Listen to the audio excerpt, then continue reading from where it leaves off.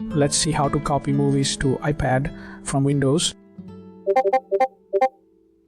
In the first step, open Settings. Now select General. Now tap on Device Management.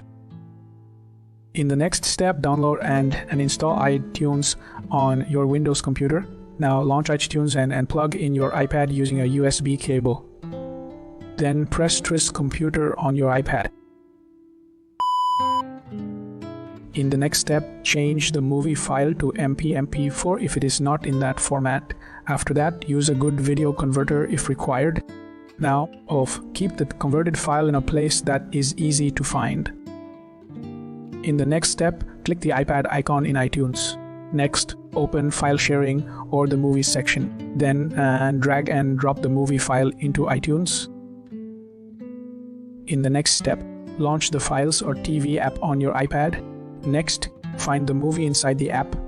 Then tap on it to start watching. You are good to go.